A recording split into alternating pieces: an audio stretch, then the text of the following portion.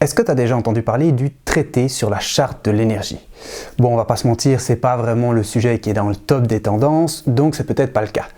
Et pourtant, je vais essayer de t'expliquer à travers 2 vidéos pourquoi c'est un sujet non seulement important, mais aussi très concret, comme le montre l'actualité récente.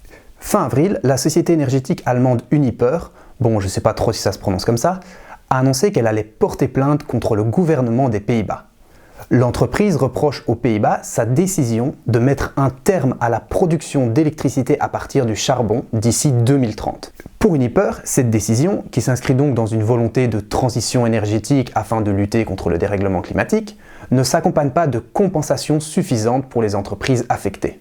Avec cette action en justice, Uniper rejoindrait le géant de l'énergie allemand RWE qui a décidé de poursuivre les Pays-Bas pour la même raison. Alors dans le contexte actuel de crise climatique, on peut logiquement se demander mais comment de tels cas de figure sont possibles? En fait, RWE et Uniper ont tous deux utilisé un vieux traité assez peu connu, le traité sur la charte de l'énergie, ou TCE. Pour comprendre de quoi il s'agit, revenons un peu en arrière. Au début des années 90, après la chute de l'Union soviétique, l'Union européenne cherchait à sécuriser son approvisionnement en énergie. L'UE a donc négocié un accord destiné à protéger les investissements dans le secteur énergétique. Le but était en gros de rassurer des entreprises occidentales qui investiraient dans des initiatives liées à l'énergie dans les pays de l'ancien bloc soviétique, considérés à ce moment-là comme instables. En 1994, l'Union européenne et d'autres pays ont donc signé un accord de commerce et d'investissement international qui a pour objectif, je cite, de promouvoir la coopération à long terme dans le domaine de l'énergie. Le traité sur la charte de l'énergie était né. Actuellement, ce traité compte un peu plus de 50 parties contractantes, parmi lesquelles l'Union européenne et tous les États membres de l'Union européenne, à l'exception de l'Italie qui est sortie du traité début 2016. Alors, après cette petite présentation du TCE, vous vous dites peut-être « Bah oui, ce traité au final il m'a l'air très bien, pourquoi tu nous emmerdes avec ça ?» Oui, sauf que aujourd'hui on est en 2021 et le contexte a bien changé. Aujourd'hui, un certain nombre de députés européens et nationaux, ainsi que d'autres personnalités et des ONG, estiment que ce traité représente un danger pour le Green Deal européen, et plus largement qu'il est une menace pour la transition des énergies fossiles, donc charbon, pétrole et gaz naturel, vers les énergies renouvelables. Alors petite parenthèse, si tu ne sais pas du tout ce qu'est le Green Deal européen, j'en parle dans ma première vidéo d'introduction à la chaîne que tu peux retrouver en cliquant sur le lien qui s'affiche. Fais-toi plaisir, c'est moi qui régale, c'est cadeau. La question qui se pose est donc, mais pourquoi ce traité serait contraire au Green Deal? Ceux qui le critiquent pointent en particulier du doigt les règles en matière de protection des investissements qu'il contient. Parmi celles-ci, on retrouve le mécanisme très controversé de règlement des différends entre investisseurs et États, plus connu sous l'acronyme anglais ISDS. Selon ce mécanisme, un investisseur, donc par exemple une entreprise de produits pétroliers ou un fournisseur d'électricité, peut attaquer un État devant des tribunaux d'arbitrage plutôt que devant les tribunaux de l'État. C'est exactement ce qui se passe avec RWE et Uniper contre les Pays-Bas.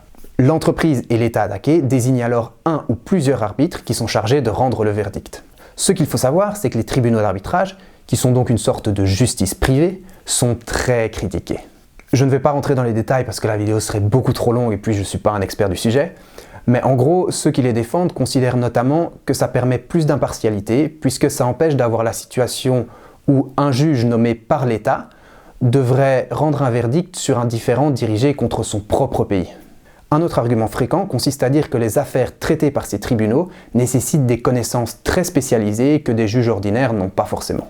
De l'autre côté, on a ceux qui considèrent que les tribunaux d'arbitrage contribuent à favoriser les intérêts privés d'entreprises au détriment de l'intérêt général. Le réseau d'ONG CNCD 11-11-11 pointe notamment du doigt le manque d'impartialité et d'indépendance des arbitres. Selon un rapport de l'ONG CEO, que vous pourrez retrouver en description, le secteur de l'arbitrage est d'ailleurs dominé par une petite communauté de cabinets d'avocats très proches des milieux d'affaires. Pour le CNCD, les arbitres ont en outre intérêt à adopter une interprétation de plus en plus large des règles de protection des investisseurs, afin que le nombre de litiges augmente, puisque les revenus de ces arbitres sont corrélés au nombre de plaintes déposées par les investisseurs. Au final, qu'on soit pour ou contre les tribunaux d'arbitrage, il y a en tout cas une chose qui est certaine, c'est que le TCE est le traité le plus utilisé par les entreprises du secteur de l'énergie pour contester des mesures prises par les États devant les tribunaux d'arbitrage. Selon le secrétariat du TCE, le nombre de cas d'arbitrage institués en vertu du traité tourne autour de 130. Et ce chiffre pourrait même être plus élevé car certains litiges entre investisseurs et États sont traités de manière totalement confidentielle. La question qui se pose alors est pourquoi ce nombre si élevé ? Comme je l'ai dit au début de la vidéo, lorsque le TCE a été négocié, l'idée était de protéger les investissements des entreprises occidentales dans des pays de l'ancienne Union soviétique qui étaient considérés comme instables. Il fallait donc fournir aux investisseurs des sortes de garanties, des protections contre d'éventuels abus de pouvoir de ces États. Le TCE inclut ainsi une disposition visant à protéger les investissements contre les expropriations, qu'il s'agisse des expropriations directes, comme une nationalisation par exemple, c'est-à-dire le fait pour un État de prendre possession d'une entreprise, mais aussi les expropriations indirectes. Or, le truc, c'est qu'il n'existe pas vraiment de définition claire et largement acceptée du concept d'expropriation indirecte. Du coup, des entreprises n'hésitent pas à attaquer les États signataires du TCE devant des tribunaux d'arbitrage en les accusant d'expropriation indirecte au simple motif qu'une décision de ces États menace leurs profits futurs escomptés.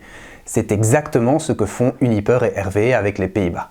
Je vous donne tout de suite un autre exemple, vous allez voir, ça va être super limpide après ça. En 2017, l'entreprise pétrolière et gazière britannique Rocopper a entamé une procédure d'arbitrage contre l'Italie.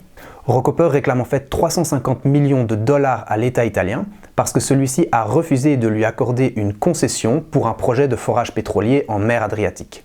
Selon Rocopper, la décision de l'État italien représente une expropriation indirecte puisque ça la prive des profits futurs que pourrait lui rapporter l'exploitation du projet de forage pétrolier. À l'heure actuelle, la procédure d'arbitrage est toujours en cours. Voilà pourquoi certains estiment que ce traité est contraire au Green Deal et à la transition énergétique. Puisque le Green Deal est destiné à faire émerger toute une série de lois en faveur de l'environnement qui pourraient menacer les profits futurs escomptés de certaines entreprises, notamment celles liées aux énergies fossiles, ils craignent que le nombre de cas d'arbitrage ne cesse d'augmenter. On pourra alors voir de plus en plus de cas où des États seraient forcés de verser des dédommagements à des entreprises pour pouvoir réglementer, alors que cet argent aurait pu être utilisé autrement. Petite parenthèse, vous vous demandez peut-être comment c'est possible que Rocopper ait pu attaquer l'Italie en vertu du TCE, alors que je vous ai dit que le pays était sorti du traité en 2016. En fait, c'est grâce à une clause spéciale, mais j'aborderai cela plus en détail dans ma deuxième vidéo, donc patience, ça arrive. Voilà, petit teasing, ça fait pas de mal. Un autre risque que les opposants au traité mettent en avant est le fait que la simple menace d'une action en justice devant des tribunaux d'arbitrage, et donc de potentielles sanctions financières, peut dissuader certains États de prendre des politiques qui seraient pourtant bénéfiques à l'environnement.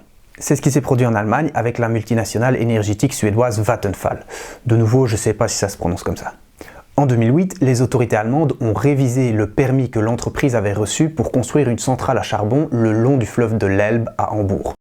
Cette opération avait pour but de garantir que la centrale respecte les mesures anti-pollution en limitant ses rejets d'eau chaude dans l'Elbe une fois qu'elle serait opérationnelle. Ne l'entendant pas de cette oreille, Vattenfall a alors attaqué le gouvernement allemand devant un tribunal d'arbitrage au motif que l'Allemagne ne respectait pas le traité sur la charte de l'énergie. Pour éviter de payer la compensation de 1,4 milliard d'euros réclamée par Vattenfall, l'Allemagne a négocié avec l'entreprise jusqu'en 2011 et au final, elle a accepté d'accorder à l'entreprise un permis moins restrictif que le précédent, renonçant ainsi à faire appliquer des normes environnementales plus strictes. Dans une interview que vous pourrez trouver en description, le secrétaire général du TCE, bon ici je ne vais même pas essayer de prononcer son nom, il est affiché, a répondu aux critiques selon lesquelles le TCE protège les intérêts des industries fossiles. Selon lui, ces accusations sont fausses car le traité est neutre dans le sens où il protège tous les investissements énergétiques, que ce soit dans les combustibles fossiles, mais aussi dans les énergies renouvelables ou encore dans le nucléaire. Voilà, c'est tout pour cette vidéo, j'espère qu'elle vous aura plu. Si c'est le cas, ne ratez pas la deuxième vidéo qui portera sur la suite, c'est-à-dire la tentative actuelle de réviser ce traité. Tout un programme. Ciao! Perfect.